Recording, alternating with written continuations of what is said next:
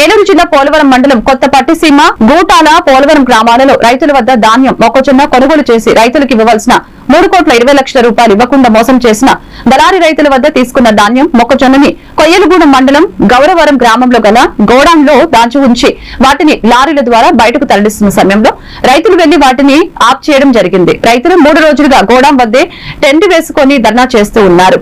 వారికి ఏలూరు జిల్లా ఎంపీపీ సంఘం అధ్యక్షులు పోలవరం ఎంపీపీ సుంకర వెంకటరెడ్డి మరియు రైతు సంఘం నాయకులు శ్రీనివాస్ సంఘీభావం తెలిపారు. రైతులకు తగిన న్యాయం జరిగే విధంగా ప్రభుత్వం చర్యలు తీసుకోవాలని తెలియజేశారు.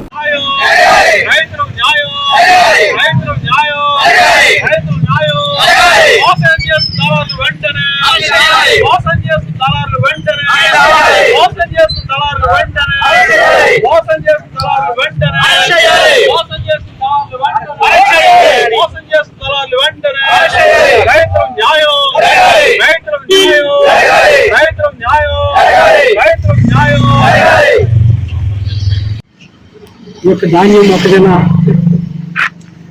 కొనుగోలు చేసి ఈ రైతులకి యజ్ఞామం పెట్టి కొంతమంది దళారులు 3,50,00,000 రూపాయలు విలువైన ధాన్యం మొక్కజొన్న కొని రైతులకు డబ్బు చెల్లించలేదు. అదేమంటే ఇవాళ ప్రభుత్వం ముందుగా స్పందించాలి. ఎంతమంది రైతులు వచ్చినా రైతులు ప్రభుత్వం స్పందించాలి. లేదు ఆ పోలీసు వారు ఏం చేస్తాడు, సీటింగ్ కేసు కడతారు. సీట్ చేత అయిపోయినా సీటింగ్ కేసు కడతారు, 1-2 నెలలు స్టేషన్ కేసు ఇస్తారు, పంపిస్తారు. అలా స్టేషన్ కేసు ఇచ్చి పంపించడం కాదు. ప్రస్తుత ప్రభుత్వం చాలా పవన్ కళ్యాణ్ గారు మంచి ఫాస్ట్గా ఉన్నారు.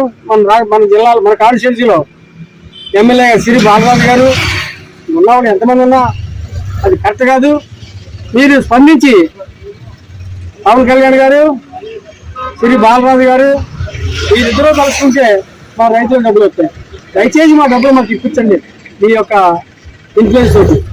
అంతే తప్ప పోలీసు వారు ఎవరిదైనా ఒక ఇంట్లో చూరు బంగారం మర్చిపోయి అని చేత ఈ దశల వారీగా మరింత ఉధృతమవుతుందని చెప్పేసి సందర్భంగా హెచ్చరిస్తా ఉన్నాం.